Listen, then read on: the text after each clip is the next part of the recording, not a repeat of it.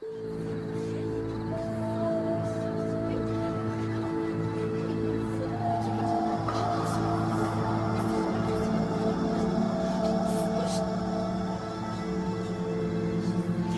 l'Antiquité au Moyen Âge, le monde des morts exerçait un pouvoir bien réel sur la conduite des vivants. Dans les rites païens, il n'y avait souvent aucune distinction entre le monde des morts et celui des vivants. Au milieu du 19e siècle, les nuits agitées de deux Canadiennes vont relancer la ferveur pour la communication avec l'au-delà.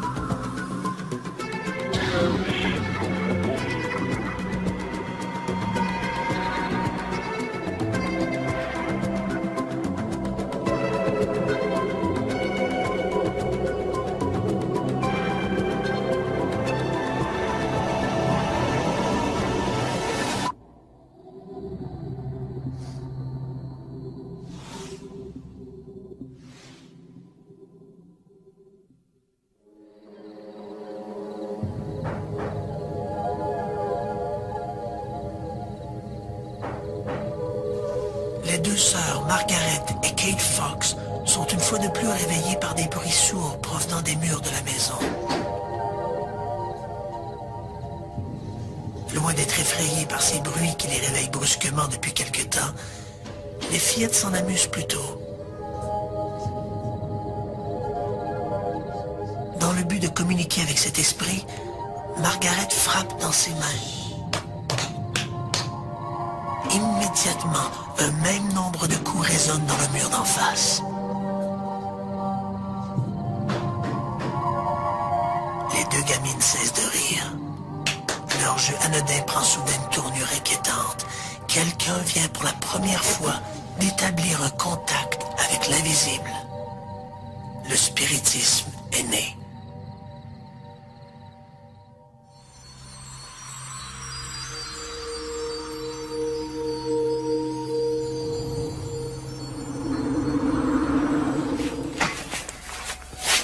La mort. Destin fatal. Vraiment qu'elle ne soit qu'un passage obligé vers autre chose, mais... Quoi?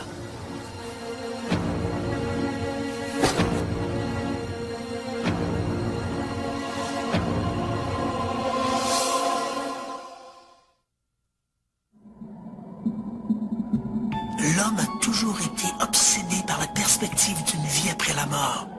Et cette interrogation l'a amené à adhérer à toutes sortes de croyances peuplées de divinités, d'esprits ou de revenants. L'homme s'est toujours interrogé, y a-t-il une vie au-delà de la mort? Jusqu'à l'apparition du spiritisme au 19e siècle, toutes ces notions de survie de l'âme relevaient de la religion ou de croyances superstitieuses, alimentées par des récits plus ou moins vérifiables d'apparitions de fantômes. Les spectres peuplaient l'imaginaire, au même titre que les démons et autres esprits malveillants.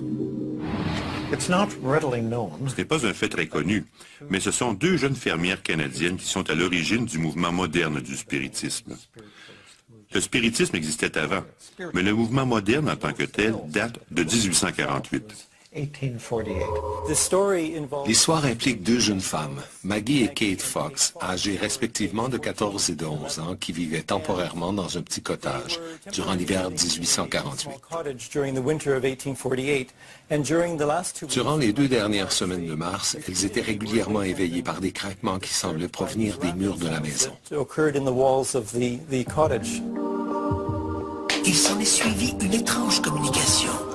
Par un code de coups frappés, l'impalpable visiteur explique qu'il est l'esprit d'un colporteur assassiné dans cette demeure. L'affaire s'ébruite et bientôt la maison de la famille Fox devient un objet de curiosité. C'est le début officiel du spiritisme. Ça a vraiment généré Le premier grand, qu'est-ce qu'on pourrait dire, reportage médiatique, grand mouvement en Amérique du Nord, parce que tous les médias étaient là, okay? La porte de cette petite maison de Hydesville pour essayer d'élucider ce qui se passait.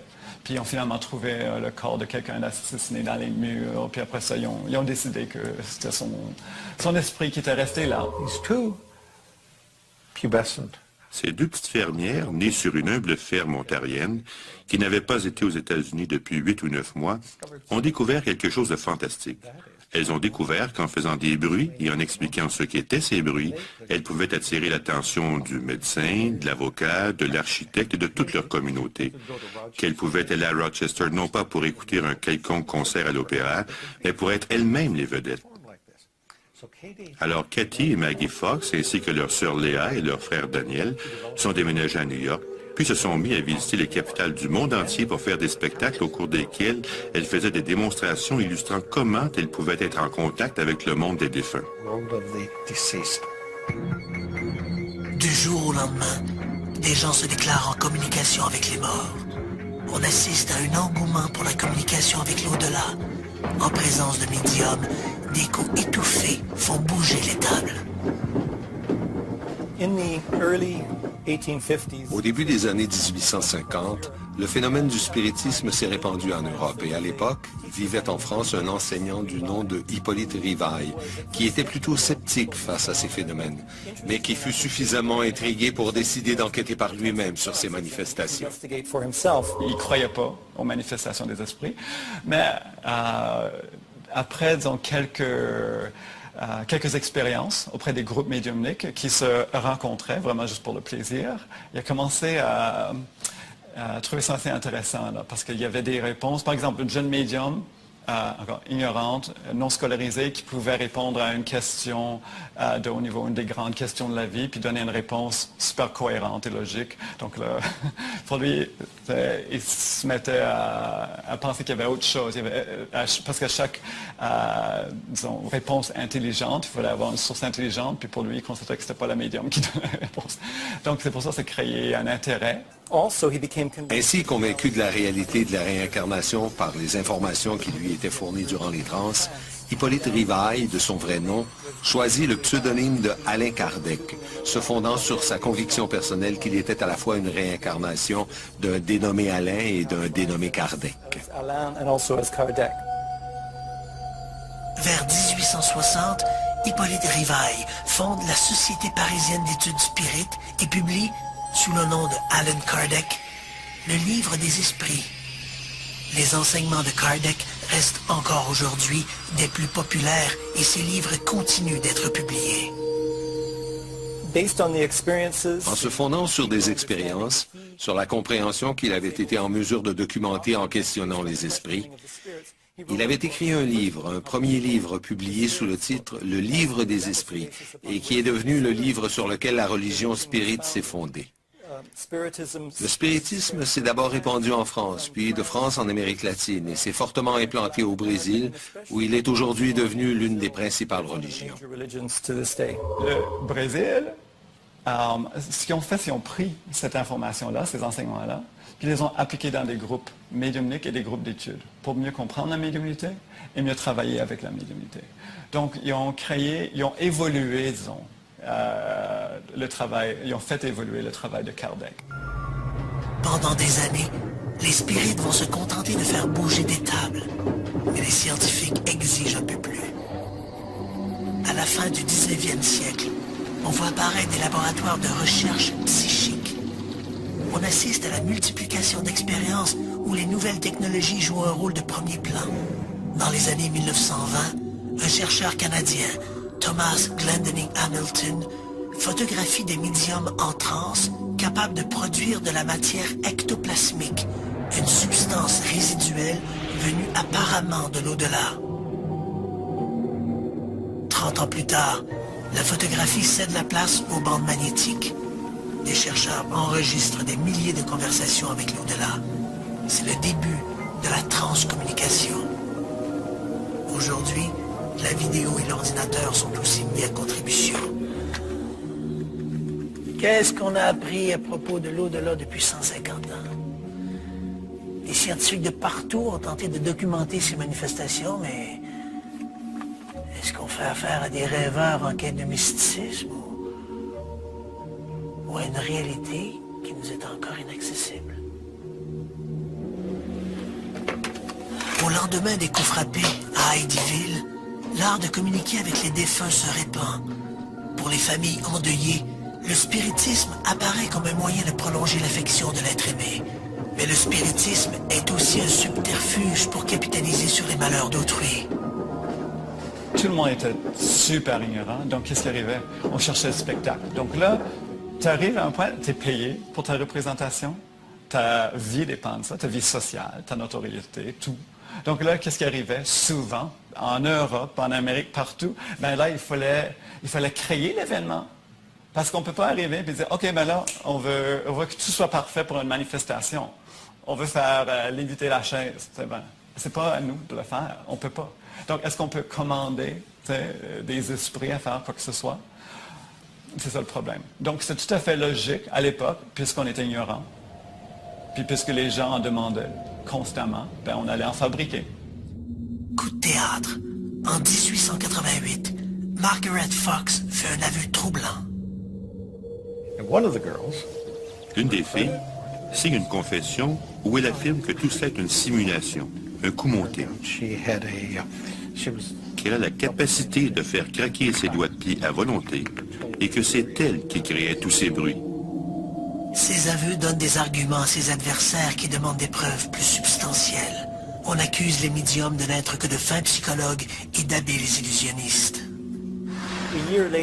Un an plus tard, en 1889, Maggie Fox remonte sur scène devant le public et se rétracte, affirmant que le phénomène était bel et bien vrai. Admitted that in fact the phenomena had been genuine. Un autre ennemi guette le spiritisme, le progrès. L'éclairage gagne lentement les grandes capitales du monde. Cette possibilité de faire instantanément la lumière dans les salons sombres des spirites met à jour un nombre considérable d'escrocs aux méthodes frauduleuses. Vers 1910, le spiritisme se retrouve dans le collimateur du célèbre Harry Houdini. Aussitôt que le phénomène du spiritisme commence à se répandre aux États-Unis, il attire sur lui l'attention des magiciens qui performent dans les foires. Au cours de la génération suivante, Harry Houdini s'est opposé fermement au phénomène des médiums. Il a parcouru les États-Unis pour faire la preuve que tous les médiums étaient des fraudeurs. Mais afin de discréditer les médiums, il a dû lui-même se résoudre à utiliser des procédés frauduleux. Houdini dénonce tous les trucs utilisés par les médiums pour arnaquer leurs clients. Il ajoute que les communications spirites ne contiennent que des banalités à la portée de n'importe quel fraudeur. Vraiment. Alors qu'en est-il de la spectaculaire séance de Eileen Garrett? Eileen Garrett est probablement le médium le plus connu du 20e siècle. Elle a toujours gardé un certain scepticisme face à ses dons et a toujours accepté de bonne grâce de se soumettre aux tests qu'ont voulu lui faire subir les chercheurs de la communauté scientifique. En 1930, une séance sera organisée pour tenter d'entrer en contact avec l'esprit de Sir Arthur Conan Doyle, décédé un peu plus tôt la même année. I am Lieutenant Carmichael Owen. I must do something about it. Mais à la surprise des gens présents, la communication ne s'est pas faite avec Sir Conan Doyle, mais avec un esprit qui prétendait être le défunt officier qui commandait le dirigeable britannique, le R-101. Un journaliste présent à la séance publie dès le lendemain un compte-rendu des propos du capitaine Irwin.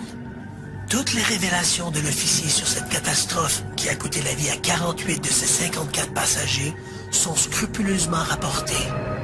La possibilité que Eileen Garrett ait pu être informée de ces détails avant la publication du rapport officiel est à peu près impossible. Dans le cas de l'information obtenue par Hélène Garrett lors de cette fameuse séance où le capitaine Carmichael du R-101 s'est présenté, il est à peu près impossible que l'information fournie à la médium ait pu être connue des participants. Il faut bien comprendre que le dirigeable s'était écrasé 2 jours plus tôt dans le Beauvais, en France, et que l'information, même s'il y avait quand même une rumeur qui circulait déjà dans les rues de Londres que le R-101 s'était écrasé, il n'y avait aucune information qui rapportait de quelle façon ça s'était produit, et encore moins qu'il pouvait y avoir des problèmes de structure dans la construction du R-101 qui était responsable de sa chute. Donc lorsque Hélène Garrett va raconter ça durant cette fameuse séance, tout le monde, lorsque l'information est rapportée le lendemain dans la presse, tous les gens sont un peu étonnés, qui plus est, même ceux qui travaillent sur l'enquête officielle du R-101, et ces informations-là ne seront confirmées finalement par des experts en aéronautique que des mois après l'enquête, après que l'enquête soit terminée, donc après la fameuse séance d'Hélène Garrett.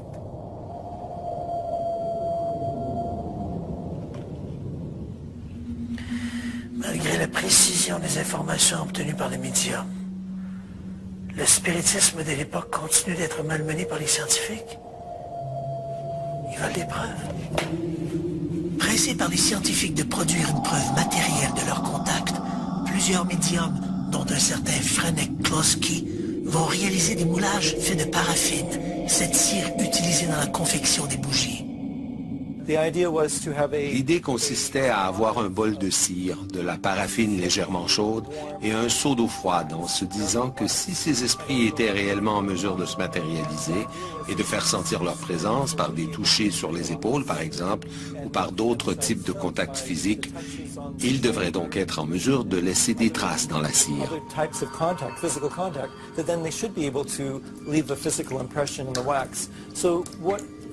Alors l'idée consistait à ce que l'esprit pose le bout du doigt ou parfois toute la main dans la paraffine de sorte que son empreinte soit matérialisée.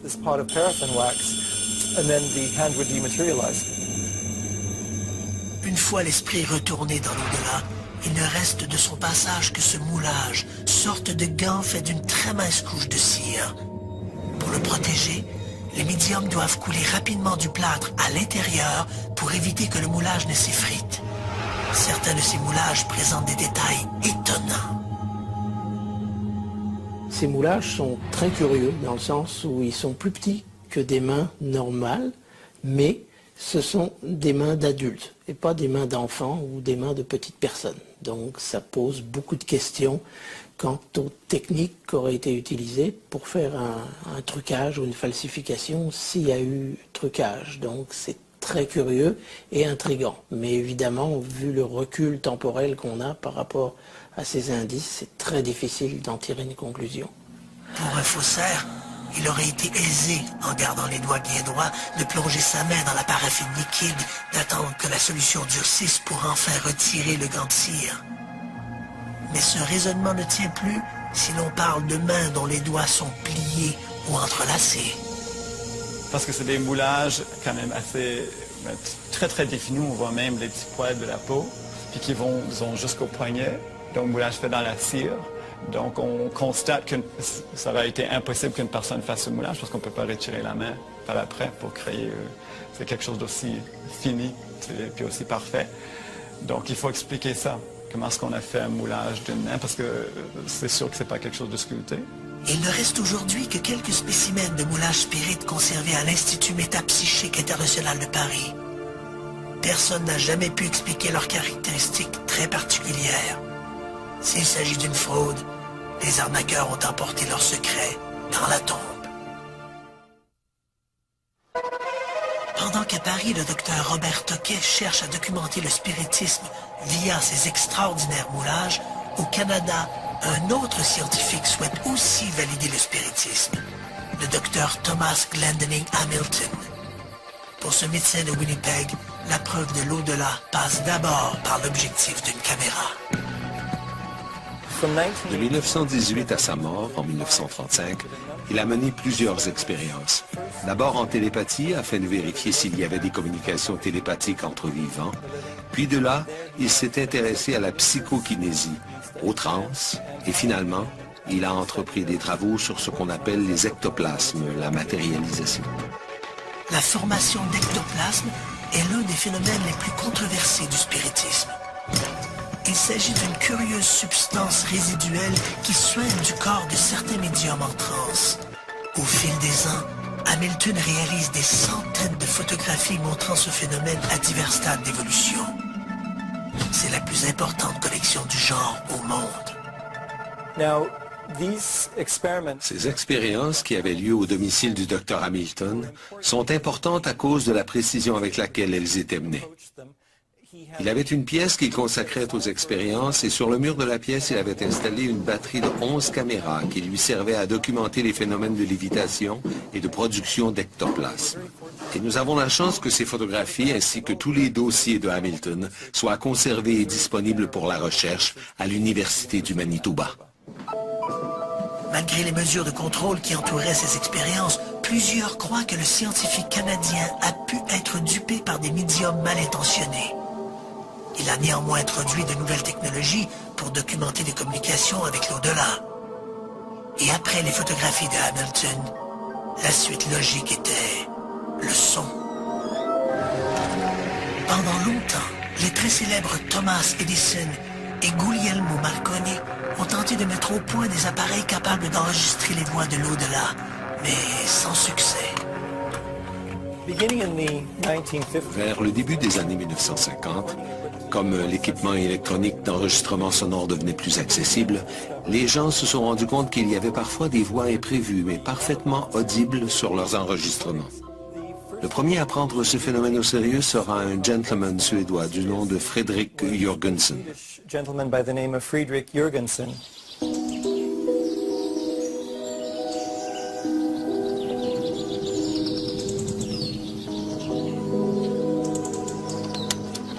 One day he'd been Un jour qu'il enregistrait des chants d'oiseaux près de sa maison, il eut la surprise en écoutant son enregistrement d'entendre des voix humaines. a recognizable human voice. Jürgensen croit d'abord qu'il s'agit de sons parasitaires provenant d'une station de radio locale. Il recommence l'expérience et encore une fois, il capte des voix lointaines dont l'une semble être celle de sa défunte mère.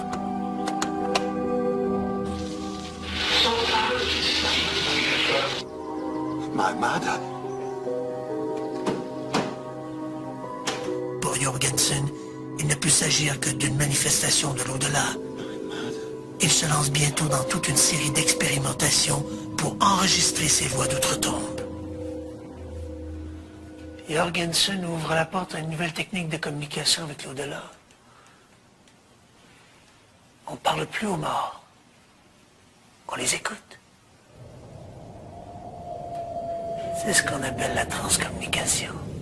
Jürgensen ne tarde pas à être imité par un autre chercheur suédois, le docteur Konstantin Raudive, qui s'impose rapidement comme l'expert de ces voix spectrales désignées sous le vocable de EVP, acronyme de Electric Voice Phenomenon. In 1965, Raudive En 1965, Raudive rencontre Fredrik Jürgensen et apprend l'existence de ces voix. became very interested. Le phénomène l'intéresse et il entreprend ses propres recherches, au cours desquelles se produira le même phénomène que celui qu'avait expérimenté Jürgensen. Aujourd'hui, c'est à Raudive que revient le mérite d'avoir fait connaître le phénomène de ces voix au monde anglo-saxon.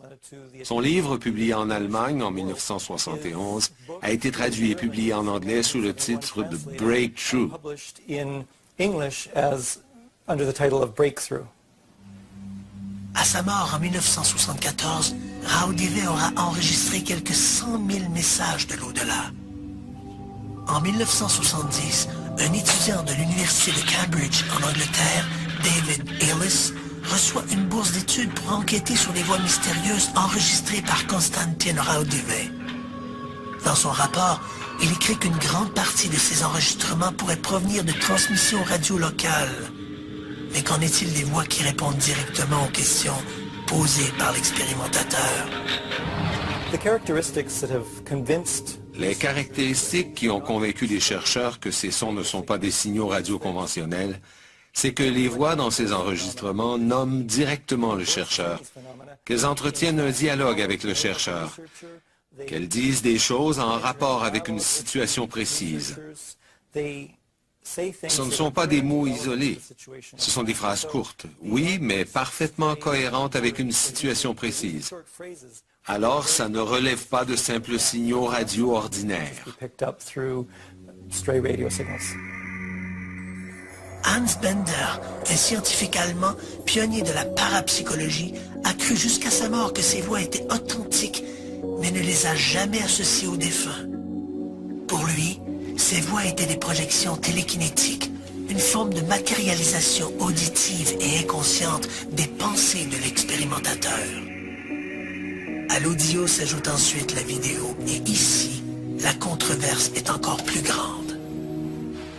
Avec les progrès techniques que nous avons connus au cours des années 1970 et 80, certains chercheurs ont découvert qu'en braquant une caméra vidéo ou même une caméra Polaroid sur un écran de télé dont le syntonisateur est réglé sur un canal à mi-chemin entre celui de 2 diffuseurs, ils pouvaient filmer puis apercevoir des images relativement précises qui ressemblent à celles d'êtres humains. Là encore, comme dans le cas des enregistrements sonores, la question se pose. Qui sont-ils? Sont-ce des esprits qui essaient de communiquer? Dans le film Interférence, Michael Keaton interprète le rôle d'un architecte troublé par la mort de sa femme. Son obsession l'entraîne dans un univers étrange où, ultimement, grâce à la technique des EVP, il pourra reprendre contact avec sa tendre moitié, mais à quel prix? Beaucoup de cinéphiles ont découvert le phénomène des EVP à travers ce film. Pourtant, celui-ci continue d'être expérimenté et étudié par des groupes de chercheurs à travers le monde. Depuis les années 80, le père François Brune, un prêtre sulpicien français, se fait propagandiste de toute une série d'images dont plusieurs se sont révélées pour le moins douteuses. 2 images en particulier ont retenu l'attention des détracteurs de cette transcommunication. Le père François Brune est un père sulpicien qui a commencé à s'intéresser en fait à la transcommunication. Et puis déjà à ce moment-là, il y avait différents groupes en France qui étaient actifs dans le domaine, et en particulier le groupe du Luxembourg. Le père Brune s'est mis soudainement à colliger toutes sortes d'images sans réellement les regarder de façon critique. Donc il les présentait comme étant, il faisait en fait confiance à ses pourvoyeurs et puis il présentait ces images-là de façon publique. Et puis il va arriver, on peut dire le scandale de l'affaire Romy Schneider. Il présente en fait des images de la fameuse actrice autrichienne en disant voici Romy Schneider nous a contactés depuis l'au-delà et puis on voit des images. Le problème de ces images-là, c'est qu'on le retrouve, ce sont exactement des images qui proviennent du film Les choses de la vie, je crois, et avec le même plan. Donc on voit bien que le père Brune a été dupé en fait par l'équipe du Luxembourg qui lui ont fourni des images qui provenaient tout simplement d'une production cinématographique française de 1969 et qui bien sûr mettait en vedette Romy Schneider. L'autre image est encore plus cocasse. Fournie encore une fois par le groupe du Luxembourg, cette seconde image montre une jeune baigneuse sortant de la mer. Lors de la présentation d'un reportage sur le père Brune, dans le cadre de l'émission Caméra 89, un résident de Charlevoix l'a reconnu. Contrairement aux affirmations du sulpicien, il ne s'agissait pas d'une projection de l'au-delà, mais d'un extrait du film The Bikini Story. Preuve que l'au-delà ne se laisse pas enregistrer facilement. D'ailleurs, l'enregistrement des EVP est à la portée de tous. Il suffit simplement de placer dans une pièce silencieuse un système d'enregistrement en marche et de poser à voix haute quelques questions pertinentes. Cela fait, l'expérimentateur n'a qu'à reculer et écouter la bande en portant une attention particulière au bruit de fond parasitaire. Il est bon de préciser que les esprits ne parlent pas nécessairement de manière posée à la Bernard de Rome, mais leur voix ressemble plus à une mixture nasillarde et accélérée. Et c'est souvent là que le bas blesse. Personnellement, je suis très sceptique par rapport à ces techniques-là. On sait que lorsqu'on écoute par exemple du bruit blanc, on peut finir par entendre un peu n'importe quoi, dépendamment de la volonté qu'on y met en écoutant. Donc déjà, lorsqu'on n'a pas d'indice objectif là, de ce qui a été entendu, c'est très difficile de pouvoir dire qu'il y a réellement quelque chose de vraiment audible qui a pu être écouté ou encore pire vu. D'un autre côté, même si on réussissait à observer ce genre de phénomène, rien ne prouve que ça serait dû à une réelle communication avec l'au-delà, mais ça pourrait peut-être être quelque chose qui est produit par les observateurs ou les gens qui désirent tellement cette communication qu'ils sont prêts, même éventuellement en utilisant des moyens qu'on n'est pas encore capable d'expliquer, ils seraient prêts à obtenir ce genre de message-là et à interpréter un peu n'importe quel bruit comme étant un message. Cette gymnastique n'est pas sans rappeler cette vague des années 1970 où les amateurs de musique rock faisaient tourner leur micro-sillon à l'envers, espérant y découvrir quelques messages cachés.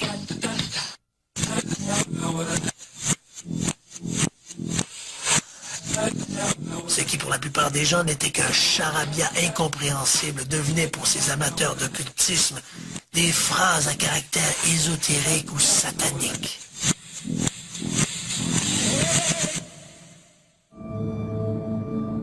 Cette quête technologique de l'au-delà n'est peut-être qu'une question de culture. Pour plus des 2/3 de la planète, cette question de la survie ne se pose plus. C'est une réalité spirituelle. La réincarnation. La réincarnation, c'est l'idée que lorsqu'une personne décède, son esprit ou son âme, après une période de temps relativement brève, renaît dans un autre être humain. Et au fur et à mesure que cet autre être humain se développe, cette personne peut, et en particulier durant la petite enfance, se rappeler de quelques faits de sa vie antérieure. Pour les scientifiques occidentaux, la croyance en la réincarnation se loge à la même enseigne que les tables tournantes et autres chimères occultes. Au 19e siècle, Allan Kardec propose une vision beaucoup moins mystique de ce phénomène de migration de l'âme. Selon lui, les hommes meurent et se réincarnent dans un autre corps, dans une quête incessante pour l'amélioration de soi. Je dirais qu'il y a plusieurs concepts de réincarnation ou de résurrection dans plusieurs parties du monde. Il est difficile de comprendre le concept d'une âme qui part d'un corps et qui transite dans un autre corps. Par exemple, en Inde, nous sommes tentés de croire que la réincarnation est présente partout, mais ce n'est pas le cas.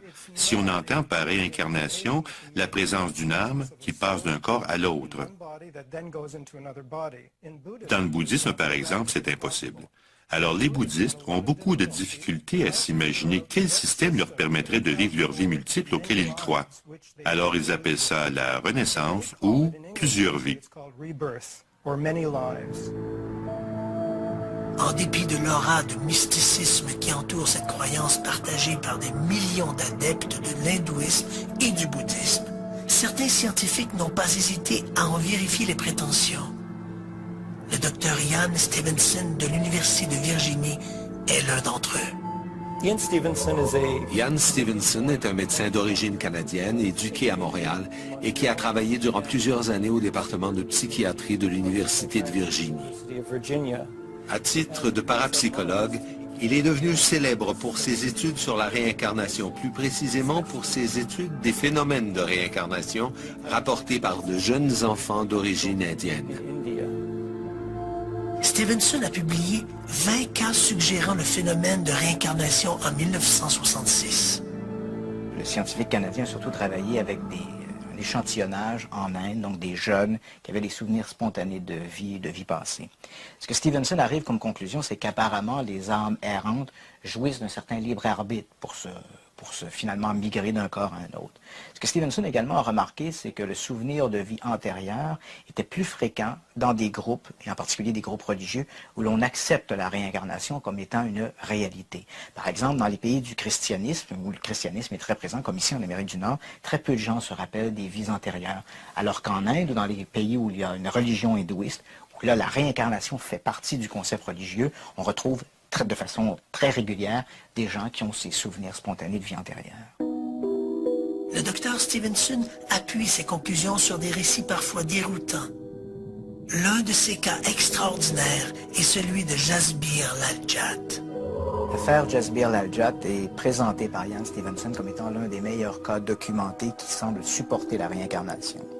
L'histoire est la suivante. En 1954, le jeune Jasbir Lal-Jat meurt d'une maladie infectieuse. On l'envoie donc à la morgue, où il reste pendant quelques heures, puis l'enfant se met à respirer de nouveau. Donc on crie évidemment au miracle. Mais très rapidement, l'enfant commence à raconter qu'il n'est plus celui qu'il était. En fait, il soutient la réincarnation d'un enfant assassiné dans une vie antérieure, et puis il soutient qu'il venait du village de Vaidi et qu'il appartenait à une caste brahmanique, donc une caste plus élevée en Inde.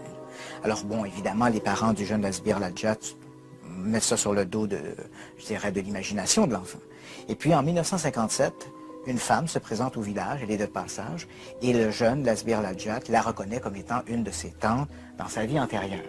Questionnée, la femme reconnaît effectivement qu'elle avait un neveu qui est décédé, et elle reconnaît effectivement qu'à Vaidi, la caste qui prime, c'est la caste brahmanique. On amène le jeune Lal-Jat au village de Vaidi, où il reconnaît spontanément des gens du village comme étant ses oncles, ses tantes. On l'amène dans des lieux où il aurait vécu antérieurement. Et puis là, il peut décrire des objets qui sont placés dans des commodes ou dans des bureaux. Donc tous ces détails, vérifiés apparemment par Ian Stevenson, lui font dire qu'il n'y a pas d'autre explication que la réincarnation pour justifier ces informations. Les révélations du jeune Jasbir Lal-Jat sur la vie quotidienne et sur l'existence de son possible prédécesseur éliminent, selon le docteur Stevenson, toute possibilité de mystification.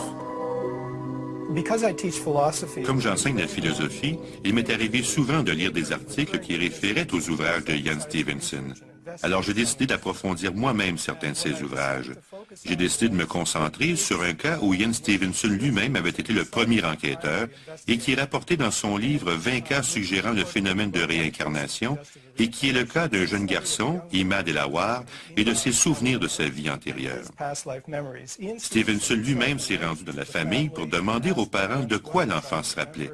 Puis il s'est rendu avec la famille dans le village où l'enfant prétendait avoir vécu pour enquêter dans ce village et il y a trouvé plusieurs confirmations, du moins des confirmations présumées, du rapport original. Les conclusions de Stevenson ne font pas l'unanimité. Si on se penche sur les résultats de son étude, certains éléments manquent de précision pour corroborer ses propos. Ce que j'ai découvert, c'est que les tableaux des données fournis par le rapport, et il y en a 57, dont plusieurs ont été confirmés par son enquête, sont très différentes lorsqu'on les compare avec le texte. Ce qu'il a fait, c'est qu'il a pris les souvenirs de la vie antérieure de l'enfant, tels que rapportés par les parents, et il a adouci le matériel pour en faire quelque chose de vague. Puis il s'est rendu au village pour se rendre compte que même cette version édulcorée était inexacte. Alors il s'est dit qu'il pouvait prendre une personne différente. Ainsi, l'enfant, qui d'après le témoignage de ses parents affirmait que son nom était Mahmoud Bouhamzi, lorsqu'on regarde ce tableau, on retrouve simplement l'enfant parle du nom Mahmoud. Ensuite, on a découvert qu'un autre individu portant un nom semblable, Ibrahim Bouhamzi, coïncidait mieux avec certaines des situations rapportées, alors que dans les faits, ça ne correspond en rien à la version originale donnée par l'enfant. Le nom de Mahmoud, rapporté dans le tableau, devient simplement un nom mentionné par l'enfant. Et on souligne que Ibrahim Bouhamzi avait un oncle nommé Mahmoud, ce qui est en fait un prénom très commun. Alors, il ne prêtait aucune attention au volume d'informations possibles. Combien d'enfants dans des villages avoisinants auraient pu correspondre en gros aux coïncidences mentionnées dans le rapport, en particulier lorsqu'on change comme ça une donnée pour une autre? Il n'y a tout simplement pas de preuves concluantes. Or, ce cas est cité par plusieurs personnes qui suivent de près les recherches de Stevenson comme étant l'un des meilleurs exemples de ce qui peut être fait, et c'est une recherche menée par Stevenson lui-même. Alors, c'est tout le système qui s'écroule. Au fil des ans, le docteur Stevenson a également colligé un nombre impressionnant de cas où des gens ont regardé des marques physiques de leur vie antérieure. Prenons l'exemple d'enfants ou d'adultes qui portent des verrues. Verrues qui sont interprétées comme étant une trace de la vie passée d'une personne où celle-ci aurait par exemple été tuée d'un projectile d'arme à feu. Alors, dans un livre énorme qui compte au moins 2000 pages et intitulé « La biologie de la réincarnation », Stevenson enquête et présente des preuves. Et ce qu'il fait dans ce livre, il sépare. Et je ne dis pas qu'il le fait délibérément, mais dans les faits, les tableaux des résultats sont à un endroit. Ensuite, vous devez vérifier vous-même en quoi ces résultats correspondent aux données originales. Et dans plusieurs des cas, ça ne correspond pas, au point que vous vous dites que c'est vraiment une très, très mauvaise recherche. Depuis les travaux de Stevenson, la réincarnation a connu un engouement auprès des adeptes d'occultisme et de paranormal. Des centaines de cas semblables à ceux évoqués par le chercheur canadien ont déjà été publiés. À tous les jours, des amateurs d'insolites recueillent de nouveaux témoignages, tantôt spontanés, tantôt par régression hypnotique. Plusieurs soutiennent que ces propos ne sont que le fruit d'imagination débordante, alors que d'autres accusent les enquêteurs d'utiliser l'hypnose de façon abusive. Ce qui se passe sous hypnose, c'est que vous vous donnez le droit d'être libre. Sous hypnose, votre esprit critique conscient est mis de côté, ce qui ne veut pas dire pour autant que ce qui sort de votre bouche est une vérité totale et absolue. Ça peut fort bien être une métaphore que votre esprit se fabrique pour comprendre quelque chose d'autre. Les associations sceptiques dénoncent le concept même de la réincarnation sous prétexte qu'il ne tient pas compte de l'accroissement démographique. S'il y a plus d'enfants qui naissent que de vieillards qui meurent, le puits des âmes devrait être asséché depuis belle lurette. Le spiritisme a créé une proximité entre le monde des vivants et celui des défunts. Cette frontière s'est vite posée comme un nouveau défi de la science. L'au-delà existe-t-il? Malheureusement, il faut constater que 150 ans de communication spirite ne nous ont guère renseignés sur l'au-delà. Quant aux preuves de cet au-delà, elles demeurent l'objet de vives discussions. Ni les moulages spirites, ni les photographies de T.J. Hamilton, ni même les milliers d'enregistrements audio de Raoul Duvey nous forcent à accepter la réalité d'un au-delà peuplé d'esprits désincarnés. La preuve ultime reste encore à faire et c'est là que le problème de la méthodologie scientifique se pose. L'au-delà, par définition immatériel et impalpable, peut-il être documenté par des instruments conçus pour fournir des mesures dans notre monde physique? Les 400 dernières années de l'histoire des sciences naturelles nous ont démontré que les créatures biologiques ont évolué, qu'elles sont des créatures chimiquement très complexes et que cette chimie produit également des résultats physiques très complexes. Cette interaction entre la biologie, la chimie et la physique est très profonde et est le résultat de centaines d'années de recherche qui n'ont jamais été démenties par aucune loi ni par aucune force biologique, chimique ou physique.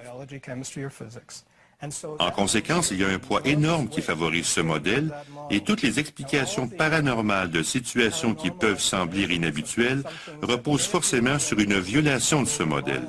Alors les données doivent être impeccables pour arriver à renverser des centaines d'années de recherche. Un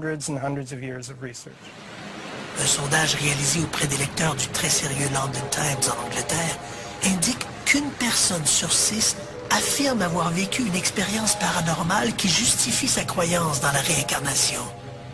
Des statistiques peu surprenantes compte tenu des très nombreux indices qui suggèrent la réalité de la réincarnation. C'est sûr qu'il y a des cas troublants dans les récits qui sont faits là. Mais je dirais que autant que c'est, quel que soit le caractère extraordinaire de ces cas, aussi troublants puissent-ils être, à mon avis, ils ne seront jamais des preuves de la réincarnation. Parce qu'on trouvera toujours d'autres explications qui ont permis aux gens de construire leur récit ou d'aller chercher les informations qu'ils relatent dans leur récit, en particulier si on fait appel à d'autres facultés psy qu'on peut-être existent et qu'on peut observer par ailleurs, comme par exemple la possibilité de lire de l'information à distance ou là d'aller chercher de l'information dans le passé. Quand X raconte qu'il a été Y il y a un siècle, peut-être qu'il va juste chercher de l'information dans le passé sur la vie de Y, mais ça ne prouve jamais que Y est devenu X. Donc on peut juste prouver par ces expériences, on peut juste démontrer que de façon surprenante et extraordinaire et non explicable, certaines personnes sont capables d'aller chercher de l'information de façon inconsciente, là, sur la vie de quelqu'un qui a vécu dans le passé. Actuellement, je dirais que les chercheurs se divisent en deux groupes. Ceux qui favorisent que l'hypothèse psychologique, donc que l'ensemble de ces manifestations-là sont le produit des vivants, donc c'est nous, par des énergies psychokinétiques, télékinétiques qu'on explique mal, produiraient ces effets, ces coups frappés dans les murs, les tables qui bougent, les pseudo-communications avec l'au-delà. Même, à la rigueur, peut-être, les communications, les transcommunications. Et puis, il y a ceux qui prétendent que ce sont les revenants qui se manifestent. Je dirais que, entre les deux hypothèses, pour le public en général, on va favoriser l'hypothèse du revenant. Pourquoi? Parce qu'à la fois, c'est inquiétant, mais en même temps, c'est rassurant. Parce que si l'au-delà existe, la mort n'est pas une fin en soi, mais un passage vers autre chose. La recherche sur l'au-delà se poursuit aujourd'hui avec autant d'enthousiasme que guidait les Hamilton, Tucker, Aldivet. Quant à son existence, elle reste encore controversée, mais cette seule perspective rend déjà moins inquiétante.